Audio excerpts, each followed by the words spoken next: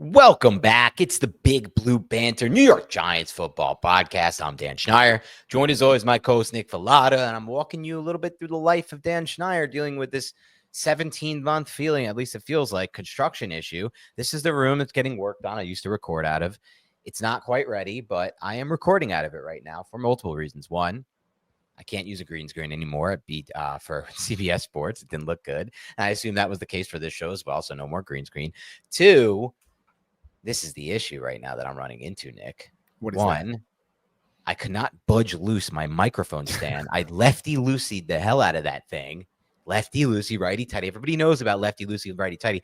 It's jammed up on the bottom of my desk, so like suctioned in there. I did so much work on it. And I felt, did you ever see that episode of Curb where Larry David has to open one of those like plastic containers and something's in it and he's like struggling with it? He's struggling with it. Well, there's the pickle jar episode too. Pickle jar episode 1, but there's a plastic container one that's even funnier. And he's like takes a knife to it, and just I felt like Larry David in that moment. And now, just to add to my first world problems, I'm recording in a room with no air conditioning because it's being worked on, and so they took it out.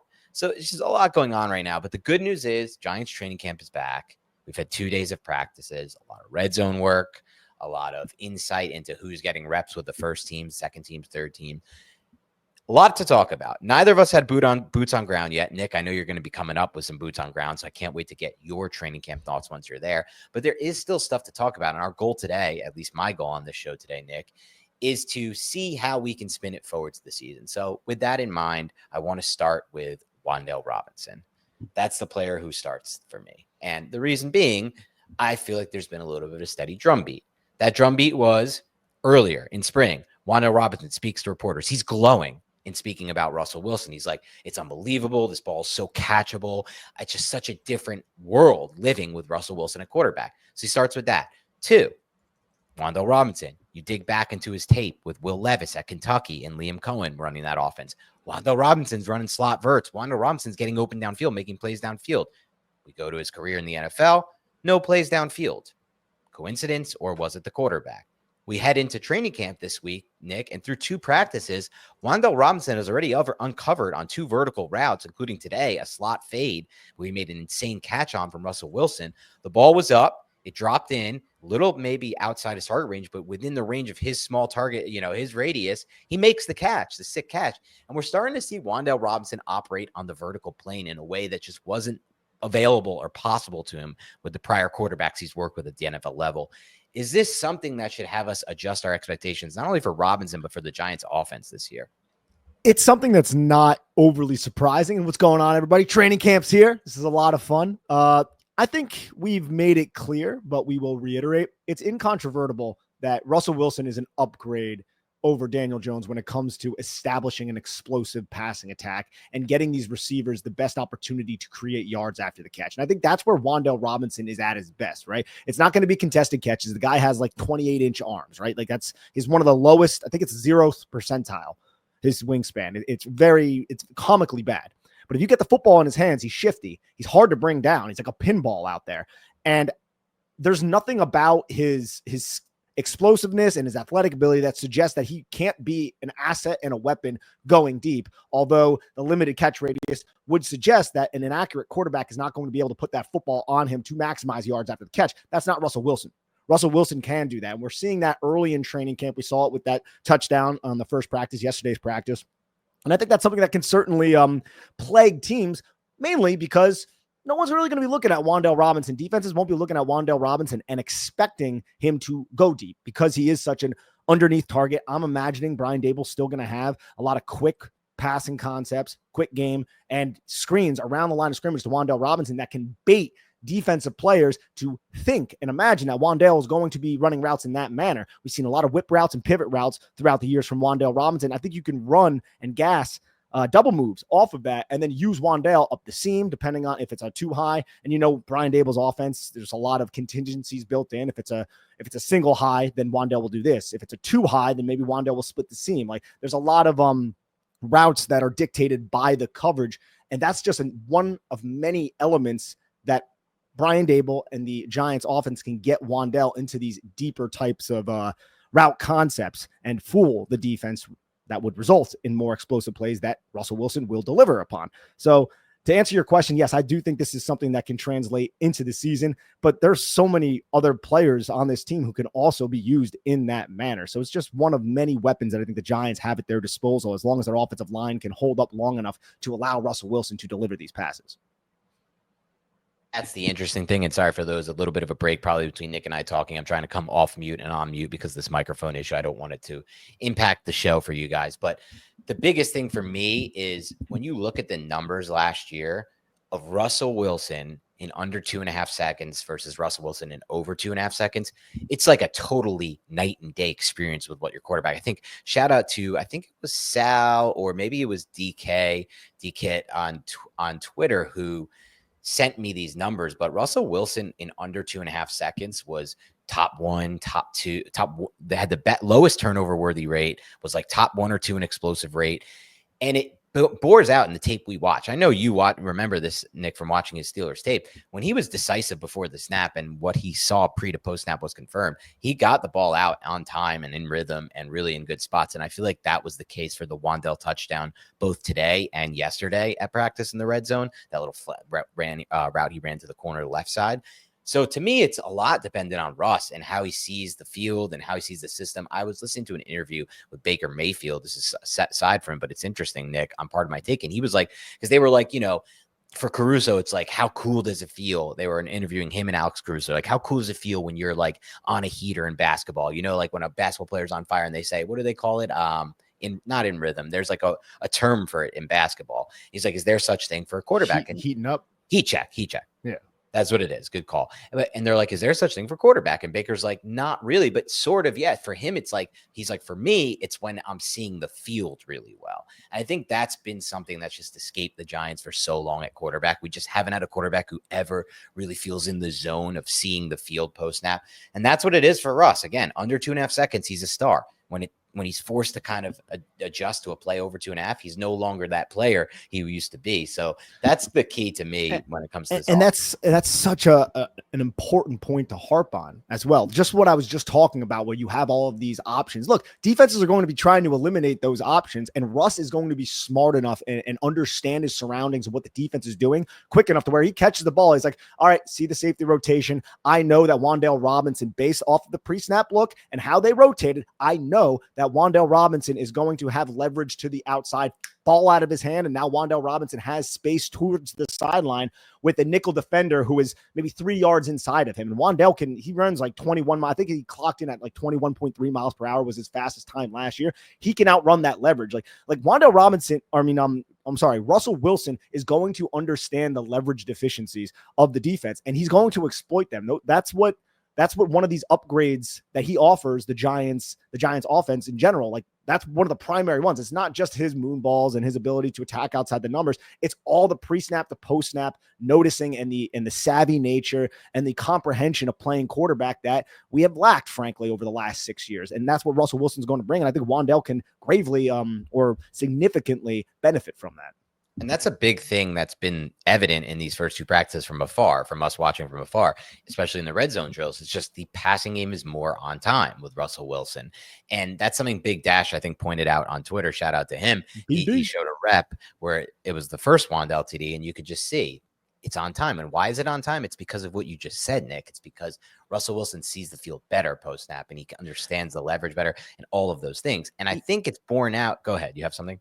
Oh, yeah. No, I didn't want to cut you off, but if you watch, go to Madeline Burke. I mean, a bunch of people tweeted it, but if you go to Madeline Burke's Twitter, she has the phone angle of today's touchdown from Wan'Dale Robinson. You can see Russell Wilson catch the football. His eyes are to the center. He sees that the safety staying center. By the time he hits his back foot, he's already starting his release to throw the football to Wan'Dale on a wheel route. And that wheel route, Wan'Dale ran a good enough route to the outside to force the defensive back, who was in a disadvantageous position leverage-wise. He ran that route well to the outside and then went up to force a flat angle from that defender. And then it was just a one-on-one situation with vertical leverage from Wan'Dale Robinson. And then Russ put it right where he needed to put it to get over the outstretched arms of the defender. I don't know who exactly the defender was, but my point being, this is translatable. And him recognizing that safety and then understanding he has Wan'Dale there, that is something that we can see on Sunday. And that's not even going to be Wan'Dale Robinson's primary usage, but the fact that he has that in his bag is what gets me excited. You're 100% right. And I think ultimately what's interesting most to me about that is what you said about the release, because it goes under the radar a lot, but one of the biggest issues with the Giants passing game from a timing standpoint, and we've been so off time in the passing game for 6 years, has been how long once Jones has realized where he needs to go with the ball, his release is long, man. It's a long over the top cut cliff taught release. I always used to call it clunky. It felt really clunky watching it on tape. It was a long time before the ball got to where he decided to get it to go. Russ has a very different release, and that ball, despite it having more trajectory, it's been discussed as a moon ball, still finds a way to get there faster. And that's the key, like way more on time and way faster to the receiver. That's the entire thing. Like, you can see it right here. Nick's playing the clip right here. Ball is out. You see it exactly right there, and that's it. Like, it's not this. See that release? It's just not this long delivery. That makes all the difference, and we've talked about it a lot. And I think where it really relates to me, Nick, over the first 2 practices, is the struggles so far for Jackson Dart. And I think a lot of the struggles for Dart so far in practice are everything we expected it to be. We knew it wasn't going to be this guy comes in running, and it's all just timing-based struggles. He was late on a throw that got intercepted and returned for a touchdown. He was late on another throw today that got intercepted. I also felt like he stared down that double move. Go ahead. Yeah. And the one yesterday, too, that was Nick Jones, who's making a name for himself, which is good. We need these corners to make a name for themselves. But my point is, Jackson Dart said after practice, like, I saw him there. I just thought I could beat him with my arm. Those are the types of bumps and bruises Jackson Dart is going to suffer. Just understanding, like, look, you could make that throw in college. These windows are much tighter, homie. You're not going to be able to make these throws in the NFL. And I think he learned that in his first pass as a professional in a training camp practice. But again, I'm not overreacting to stuff like this. Let him make these mistakes. Let him learn from these mistakes at this point. I'm not overreacting to this stuff at all. I agree with you too on that. But what I am reacting to, and I do feel strongly about, is it's proof that so a lot of people went into this thing, Nick, like, I don't know, we'll see what happens. Dable kind of loves Dart. If Dart really comes out hard in practice and training camp, he could start week 1. I don't think that's the case. I think what we're learning from just seeing a player like Russ finally on the field and the difference in timing in a passing game is that there is just such a stark contrast when it comes to playing on time as a quarterback. And it really does ultimately determine your life and death in the NFL as a passing game. If you're not on time, you have no chance. If you're more on time, you have a better chance. The more and more on time you get, the better chance you have, regardless of how big you are and how fast you throw the football. And even in a lot of ways, ball placement, it's mostly just get the ball out on time. And Dart is nowhere near where Russ is from understanding all the things you talked about earlier, Nick, the leverage, the post-snap rotation, everything that's going to come into play, even more so on NFL game day and training practice when teams and defensive coordinators have a week to prepare and to kind of trick these quarterbacks into doing things they don't want them to do. So to me, I've really been solidified. I know Dable made it clear today at practice, or it was yesterday. Russ is our number 1 quarterback, and I don't think it's even close. To me, Jameis could actually compete with him because Jameis gets the ball out on time. He just makes too many interceptions. But it doesn't seem to be the case, and I'm fine with that. But it's not going to be a situation, I don't think, where Dart has any chance to start week 1. Yeah, especially if the offensive line is intact. And that brings us to another issue, is this Andrew Thomas being on, what is it? I think he's on the PUP list is what I saw. And look, Joe Shane said at the presser, we expect him there, but unforeseen things could happen. It's a little concerning at this point. I'm not ready to flip out over it. I am kind of thinking it through. Like, if Andrew Thomas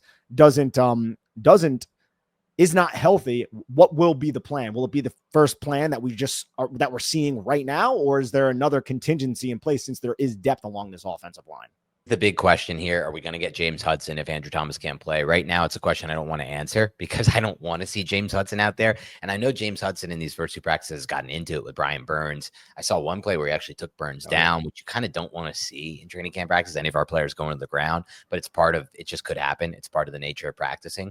And they haven't even had pads on yet. Brian Dable said today, Sunday they're going to practice in pads for the first time, and that's because that's the first time the NFL will allow it. Otherwise, he would have done it earlier. But I'm excited to kind of see how that evolves between those two, because there seems to be not necessarily some bad blood. And I know people made a lot out of the Kayvon, Thibodeau, and Illuminor stuff on Twitter, but it seems to be more like Hudson and Burns getting into it right now in practice. But that's obviously not a plan that will work for the Giants. At least I don't think so. Maybe Hudson's better than he's been in his career with us. That's possible. Carmen Brasillo, I thought, brought the best out of a few players last season, including Illuminor, who's worked with him before, and GVR.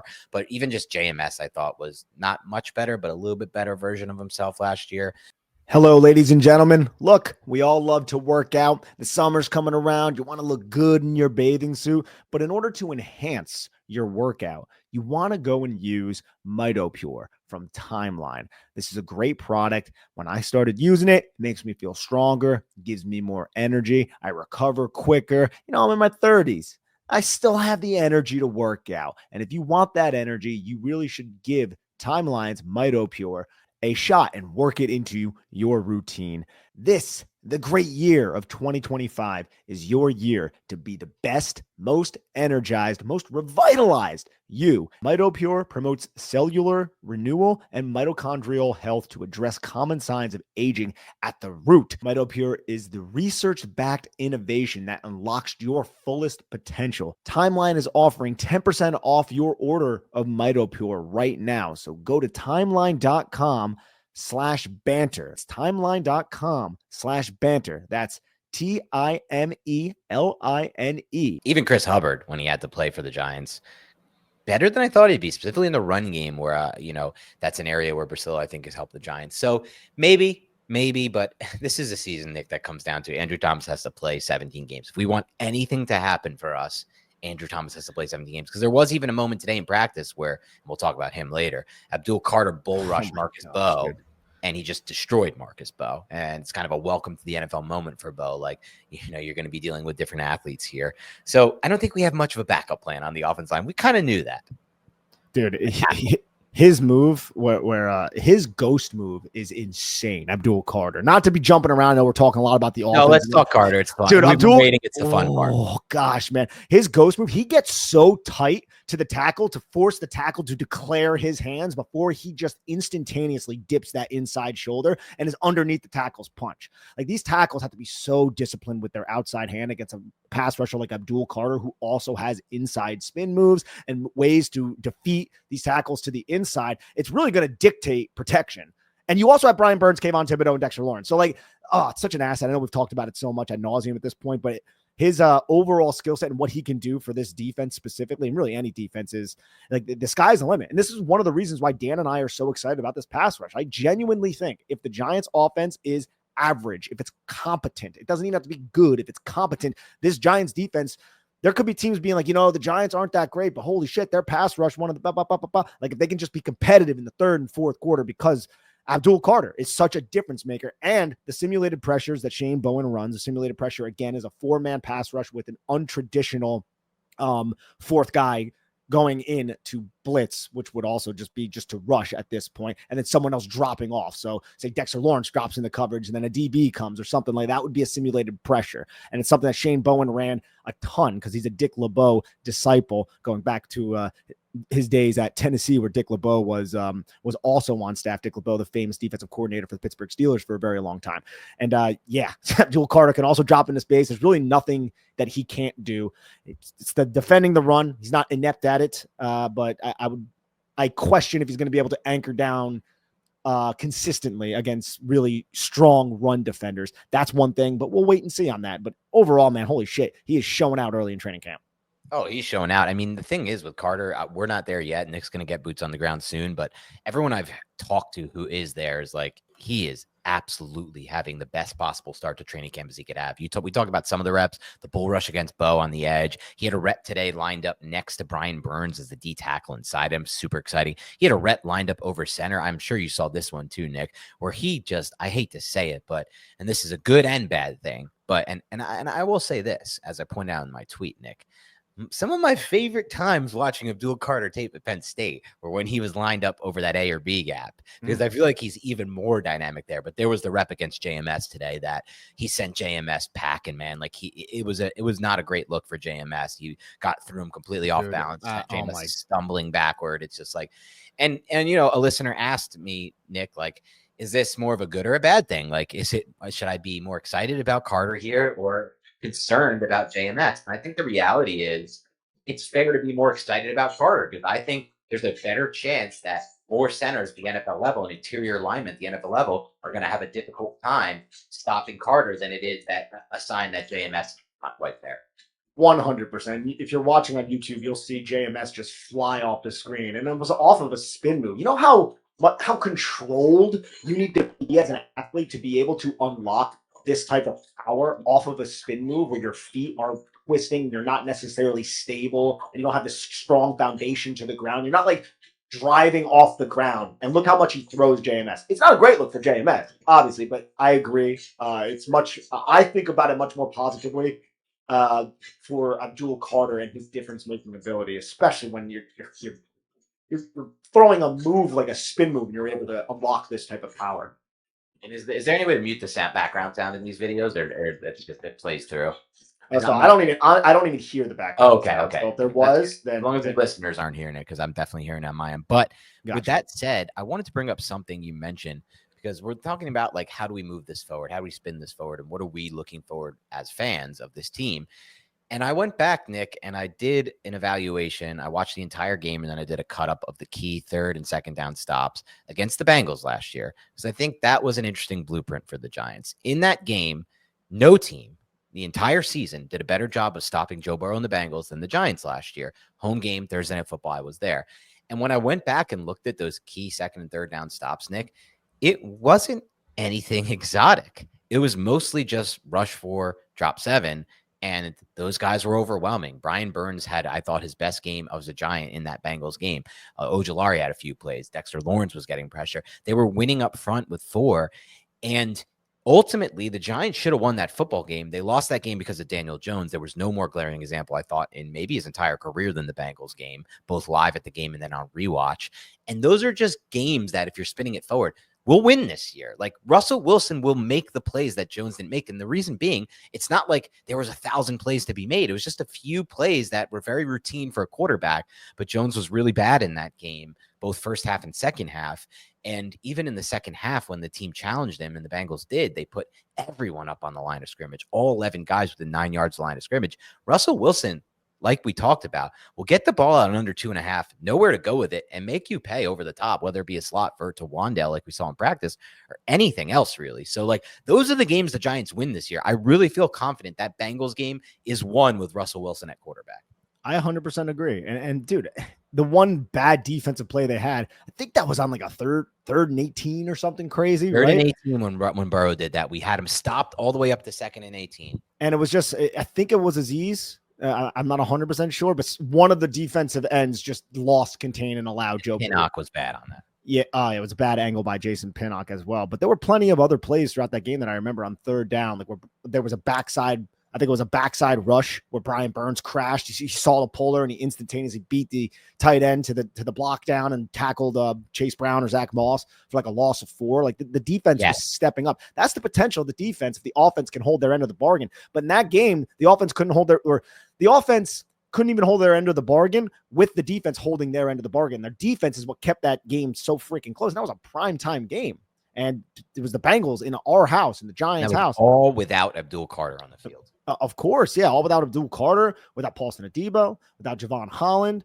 There's a lot to appreciate about the defensive upgrades that the Giants have made. And we're seeing it. And it's not surprising, really, that we're seeing it early in training camp. As Dan and I have said all throughout the summer, the defense is going to start off a lot hotter than the offense. It's typically that way, but it's more specifically going to be that way because the Giants have all these new quarterbacks in a new system that they're trying to gel, and there is no Andrew Thomas. But even with that, you're still seeing some nice touchdown throws and one-on-ones and then 7-on-7s where Malik Neighbors is just cooking people. And I don't even want to say cooking because that, like, a couple of these touchdown catches by Malik Neighbors, it's like Paulson Adebo is in good coverage. Just the route run by Malik Neighbors is excellent, and the quarterback is delivering it in a timely fashion with like a 9 out of 10, 10 out of 10 type of placement. Exactly right. And I want to talk about Neighbors next because he's had a really hot start to training camp. There was some concern earlier that Neighbors might not be practicing early in training camp with this toe issue. And I think we talked earlier about the Thomas injury situation being most concerning for the Giants season. The Neighbors toe is concerning to me. I don't know if it will pop up, when it will pop up. He said he's considered surgery, but they're not going with that route, at least not now at this time. And maybe it's something at some point he has to play through and then he's not as effective. I'm not going to worry about that yet because in practice so far, Nick, he doesn't look like a player who at all is being impeded by this. The touchdown he had today in the red zone, the separation he created, the release off the line of scrimmage, you're watching it right now on YouTube, and then the toe drag swag at the end to get those feet in bounds. It's all elite wide receiver play. The release, if you're watching, it's just so smooth, like watching it over and over again. It's very exciting. And he's had multiple red zone touchdowns already from Russell Wilson. And I don't want to make too much of stats in training camp. JJ Watt had a whole thing about this earlier today, and he's right. But seeing some of the plays like this one that we're going over and some of the kind of contested catch red zone stuff, it's really impressive just from a ball skills standpoint and from an individual standpoint. And I will say this when it comes to Malik Neighbors, he is still going to be a player who will benefit from Russell Wilson. I think Wan'Dale might get the most out of it, but he's going to be a player who also benefits from the timing and the ball placement. Oh, 100%. And this is just an excellent split release, right? Feet come split. Look, he just avoids that and throws the outside arm of Paulson Adebo away. And then at this point, Paulson Adebo flips his hips. He's carrying. So in order to create the separation of the outside, what does Malik Neighbors do? He eats right into that leverage by going towards the inside to flatten out Paulson Adebo and force Paulson Adebo to get vertical. And you can see Paulson, there's one step. There's another angle where it really shows that there's one step where Paulson Adebo just has to take that step based off the route that Malik Neighbors runs, and that creates the separation, right? And then when you're this athletic and this talented, you can just easily run to the sideline there and make the catch if your quarterback delivers the ball in a timely fashion, which, as you see, happened. Yeah, it's really exciting, man. The talk for the Giants, a lot of it has been they don't have the talent necessary at the skill positions to have the offense function at a high level. And I just never believed that. And I think Wan'Dale's showing that early. Neighbors is showing that early as well. We'll see what happens with Hyatt, who had a nice catch from Jackson Dart. Serious question. When's the last time the Giants had this much talent on offense when it comes to the skill position players? I mean, the 2018 Beckham and Barkley was probably higher, I would say, just because of those two individually. But the rest of I remember the pieces around them weren't great at that point. I don't know. I think there's a possibility, Nick, with us so close to it, that we overrate this group a little bit.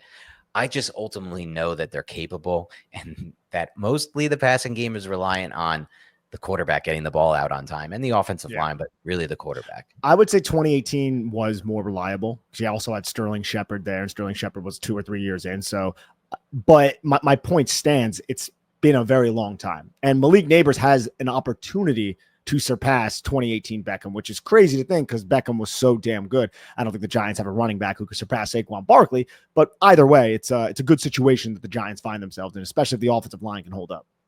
Now, I don't want to talk too much about the offensive line right now because I don't necessarily believe anything we're seeing with O-line matters right now until we get some pads on. But there is a position I do want to talk about. I wonder if you can get these clips up. One is from Madeline Burke's Twitter, if you want to check that out as we're talking through this.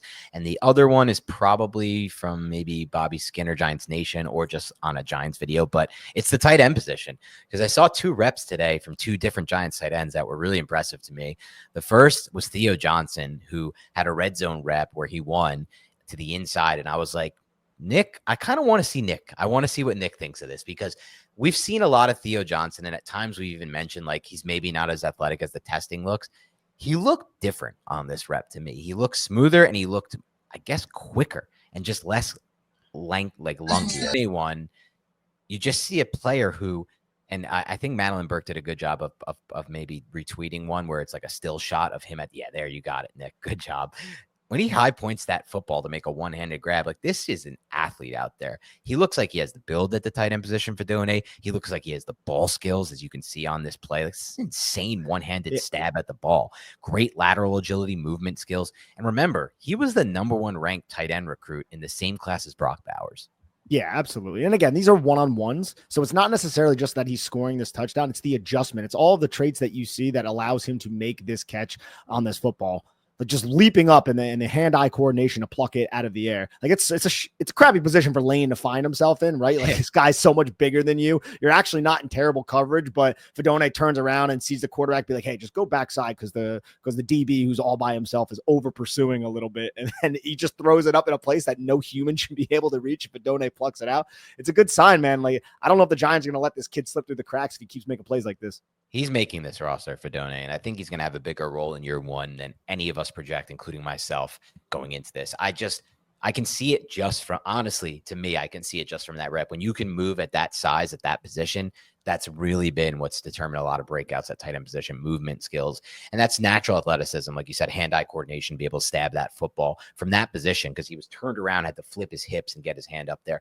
Really excited about Fidone. Travis Kelce talked a lot about him after the tight end U camp. He's a big fan of his as well, which excited me too.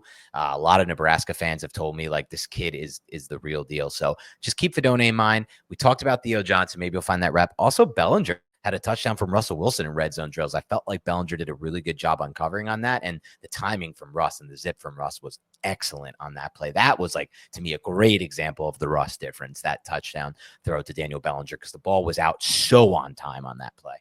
Yeah, here's the one of Theo, by the way, for the YouTube. And you can just see he's moving different. Now it's against Javon Holland. And people be like, oh, he's beating Javon Holland. As we always say, this is such a tough assignment for defensive players. It's not necessarily like, I don't look at these and be like, oh man, he lost. You know, if a defensive player makes a nice play in this, that's more of a testament to the defensive player rather than the offensive player having the success based off a play that the quarterback knows exactly where he's going to run. The defense has no freaking help.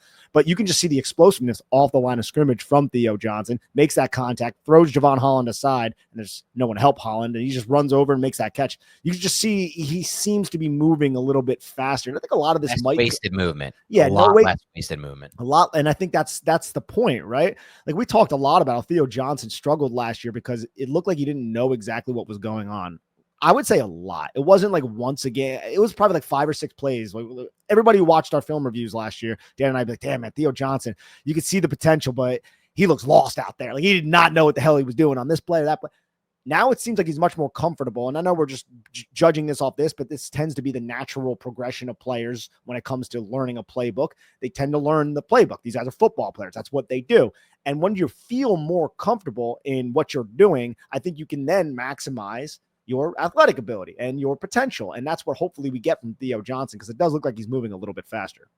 And what you said is backed up by all data, all science, all everything, because of the year 2 and year 3 breakouts for wide receivers and tight ends in the NFL. It's just a clear sign that, as you've seen it continue over the course of 15, 20, 25 years, that once they start playing faster, they can become actual better overall football players and receivers for that matter. I think Theo is a really good candidate to break out. As we mentioned before, we'll mention again, John Schmelk is one. We had him on the show, and he's behind the scenes in the building. They are very, very high on Theo.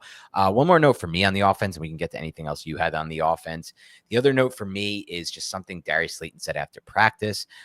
He said, he was asked, Malin Burke said, what does Russell Wilson bring to the Giants offense? And Slayton said, clarity. He's been playing football for a long time. He knows what he likes, what he doesn't like. It makes it very simple for us to be on the same page. I think that's really important. Like Russ understands so much more pre to post snap based on what he's seeing than the last quarterbacks they've had in here. And because of that, he can relay it and communicate it to guys like Slayton and the rest of his receivers. And that just gives them such a better idea of what I'm expecting to see as a quarterback post snap. And here's what it is. Based on that, you need to know where you need to be. And I think that we've seen that throughout these first few practices, right, Nick? Like he's on time with Slayton so far. He's on time with Wan'Dale. He's on time with Neighbors. And that hasn't always been the case with these receivers in the past few years. You're 100% right, man. I mean, he's a veteran. He's won at the highest level. He knows what he likes. He's 36 years old. This is something that it's one of those things in football where like you're watching the game and maybe you don't exactly you can't know about like those little things about how the humans interact with each other. But that's a massive part of having success on the field is camaraderie and being on the same page. And that's something that I think Russell Wilson will be able to lay out a much better and more clear plan than somebody who is only 2 or 3 years in as a quarterback, since Russell Wilson's been around for so long. And if you're watching on YouTube right now, we're showing Jackson Dart's first play from practice. It was a touchdown to Jalen Hyatt. If I'm going to be fair here, it's hard to tell. It looks like Jalen Hyatt might have pushed off just a little bit on Trey Hawkins at third, but I'll take it. It's better than the first pass in yesterday's practice. Yeah, design back shoulder throw that gets to the back shoulder in a perfect spot. When's the last time we could even say that about a Giants quarterback? I wouldn't say, I don't know if this is back shoulder. I'm trying to see people who had boots on the deck. It looks like to me, Trey Hawkins is going to make a play on it, and then there's a slight push off, and then I thought it was maybe designed to go back shoulder. I could be wrong for sure. Dropped in the bucket, though. It's definitely dropped in the bucket with good trajectory. And really, I like the release here. I talked about that on Twitter, the release from Dart here. After years of watching that Cutcliffe only release, it's been so nice to watch Russ and Dart and guys who don't have to have that, fully every time it has to be shoulder squared over the top, this long delivery. Dart, you could see there, it's just that inside kind of flick on a 3/4. And we've seen a little bit of those faster, quicker releases from Russ as well. Release time to me is always one of the most underrated factors in a quarterback. Some guys can get away with longer releases. Eli, there are guys who have been able to do it, but things have to be so perfect, I think, around you as a processor for you to be able to do that. I agree. Hey, Dan, for the YouTube audience, it looks like you're in a room now that's a little bit lighter than your previous room. Better lighting, maybe? Oh, you're comparing it to how you look tanner than me right now in this new setting. I think actually the real factor is I don't have lights on in this room. So if that was the case, maybe look, we'll see when we meet in person, Nick. Okay, because I think the audience has met in person hundreds of times. We have hung out hundreds of times. Look, you're Italian.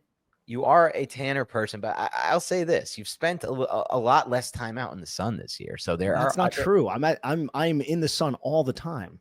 Yeah, that's actually you increased your sun time after realizing I got tanner than you, to be completely honest. Just telling you guys, this is my theory. This is my conspiracy theory on this show. But let's get back to the Giants here.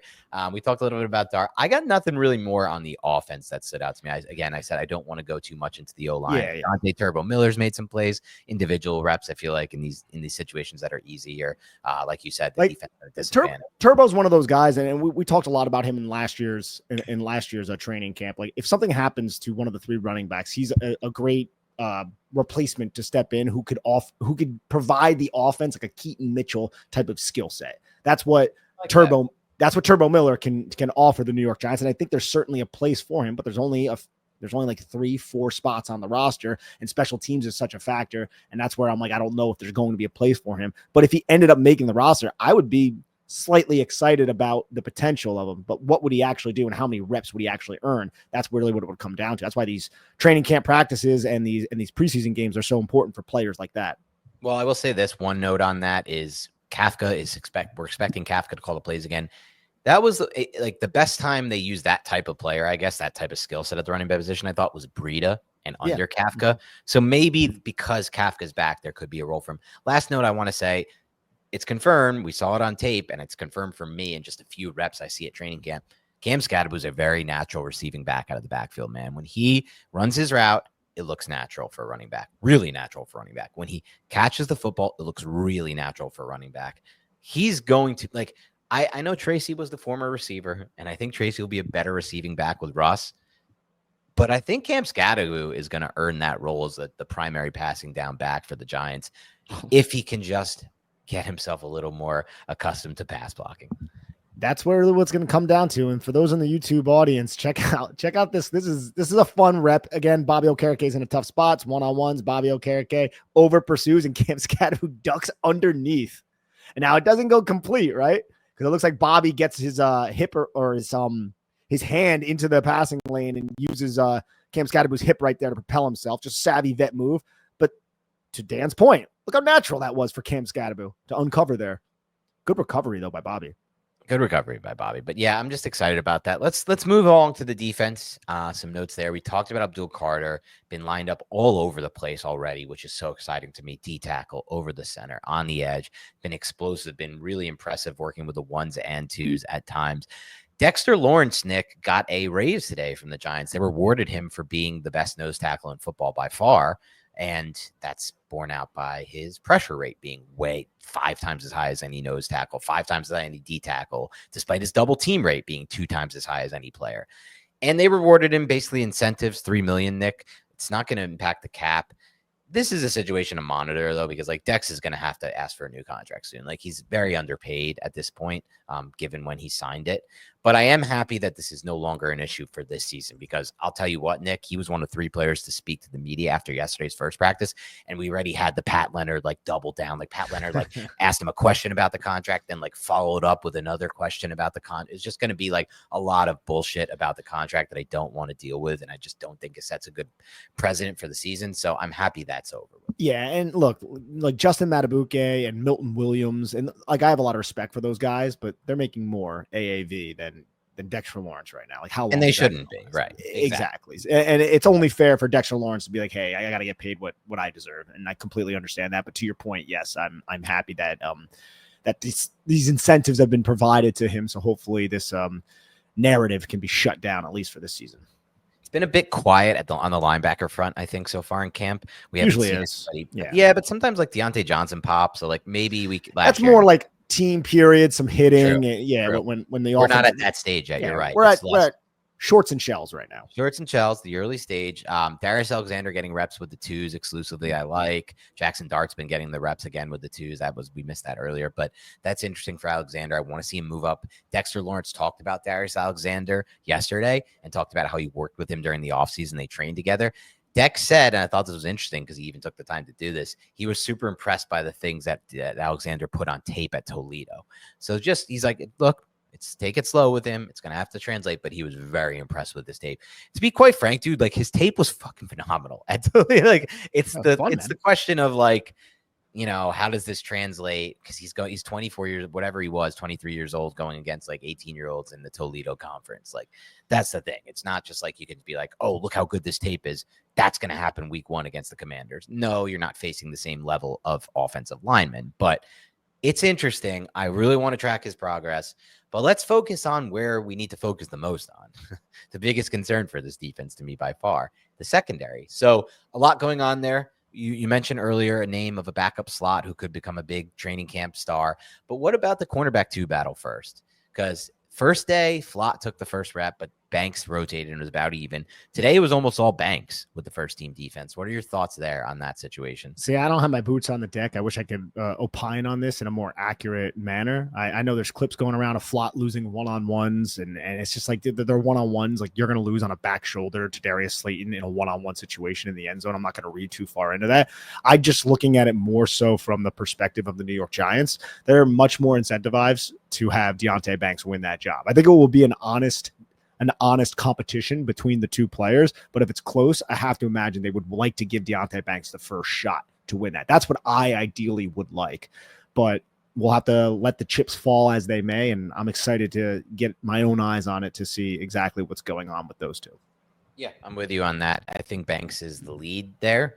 And if everything goes right, I would hope it's Banks as well there, Nick, for me, at least. We've seen a little bit of Newman. We've seen a little bit of Holland. I think they're going to have a chance to make more plays as we get to the padded period. So safeties I'm less concerned with at this time. Drew Phillips today, man, he had a really, really nice play on the football in that 2-point conversion interception against Wan'Dale. He's not a player who has a history of ball production, at least not at Kentucky or really last season either for the Giants in his rookie year. Really stood out in other ways. Maybe that's something we can get more of in year 2. I thought he was really impressive from a ball skill standpoint on that specific rep. And I know you're grabbing it. Yeah, I'm grabbing it up right now. You can see he turns around. He has to locate the ball. He stabs it with one hand and then brings it in. These gloves are something. Actually, no, he doesn't really stab it. He like knocks it into his chest and then he's just able to corral it. But again, Drew Phillips is a player who this offseason he had surgery on his eyes. He had LASIK eye surgery because I guess he was blind. And now he's like, yo, I can see so much better. Theoretically, that might translate into some turnovers and maybe being able to see the game a little bit more clearly as well. And I think he's a very talented guy, and the interceptions will come. Yep. Some other notes, Paulson Adebo, just keeping it kind of on the secondary. I feel like he's been as advertised. Like he has lost some reps to Neighbors, but like Of course, Come he's on. lost. Yeah. We don't. It's like everyone's going to lose reps to Neighbors in this type of setting. But I feel like overall he's been pretty much as advertised. Trey Hawkins has had a couple moments. He had an interception today of Jackson Dart. Just somebody to keep an eye on. Obviously, he's been more of a training camp guy than anything else, but hopefully he can just prove to be someone. And then obviously we mentioned him earlier, Nick, but Nick Jones shares the namesake of you, but spells it differently. I'm sure you pronounce it in some kind of horrifically weird way. That's no, it's just Nick. Just Nick. Okay. Don't need the K. It's fine. Nick without the K. Nick Jones. Nicky Owens. So just something like we don't really have a backup slot. So I'm kind of excited about him showing out early. Yeah, exactly. It's like Cordell Flott's our backup slot. He's also our backup, and he's also maybe our starter. It's like, dude, we need some of these young guys to step up. There's a prime opportunity for them to step up, Dan, right? And Nick Jones' first 2 practices, I mean, you've done about as well as he can in that regard. Yep. And just to reiterate one more thing, it's just been because I'm just seeing it throughout some of the notes that I've written down from those who have boots on the ground. It's just Carter flushing Dart out of the pocket to end practice. Like if you put Carter on that second team when he's going to get some second team reps, it's going to be such a nightmare for the Giant, for Dart and whoever. If Dart continues to play yeah, exactly. It's a good thing. One final note I had, and then we can get into if there's anything I missed that you wanted to discuss. Greg Dulcich, touchdown today from Jameis. Touchdown yesterday. I like Greg Dulcich. I liked his tape at college. We loved his tape. We almost, I think, had him like up there with tight end 1 today. It was a really bad class. He was like tight end 2 for you. I know you had McBride over him. I don't know, man. I know it's crowded. We have Fedone too. We have Theo. We have Bellinger who's making plays. But I still just have this mindset of maybe Dulcich can be a surprise this summer and somebody who is a weapon in the passing game. I agree. I mean, I think that Giants tight end room is in a good place right now. There's no superstars, and you look at it, and if you don't cover the team, and if you're not around the team, I think you could look at it and be like, oh, this tight end room sucks. But like, I think there's a lot of potential there, and I think there's a lot of young guys as well. I wouldn't be like, there's not one tight end on the Giants roster right now where I'm like, oh, that guy made the team. Like last year, I was like, oh, there's a couple. Like, I could see Fedone making the team, and I can understand why. I can see Dulcich making the team, and I can understand why. And then it comes down to, all the other guys with Theo and Bellinger, and obviously Chris Manhertz being the boss that he is. So I like the place and of the squad, and I think hopefully the best 4 or 3 tight ends end up making this roster. I wonder how many. I could see them carrying 4 because they treat Manhertz as like an offensive lineman. So I think it's going to come down to Dulcich and Fedone. Probably. I get the feeling Fedone is a lock, but that's maybe me speculating. Unless the Giants cut Daniel Bellinger, which right. I wouldn't. Right. I don't think that's a crazy thing either, which is unfortunate because I think he's a talented player. Yeah, he'll land on his feet. You guys know this podcast is big fans of acquaintance of the podcast, Daniel Bellinger, but this is also a business, and he's in the last year of his contract, and if the Giants can save any money on the cap, which is already strapped by releasing Daniel Bellinger for Fedone, rookie, or Dulcich, somebody who has a little bit of a rapport with Russell Wilson, I would imagine they would entertain that idea. Gonna hope it doesn't get to that point. Same sure. here. Same but here. Yeah, and I know you as well. But we'll see what happens because he's been consistent. He caught that touchdown from Russ today, which I'm excited about. But yeah, man, anything else I missed that you wanted to discuss from these first 2 practices? Anything that we would like to discuss? I think we're good right now. I'm excited to get my boots on the deck out there. That's definitely something. Those were our best pods of the summer last year when we got your takes from it, and I was able to kind of glean, and we were spinning off of that. When are you getting back out there first practice? I think Monday or Tuesday, maybe Sunday. Pads are coming on. That's when I want to go out there. I want to go out there when the pads are coming on, and that's Ed and I are talking about that because I'm credentialed through Ed. We're not credentialed through Big Blue Banter, unfortunately. No, unfortunately, because then I can get out there too.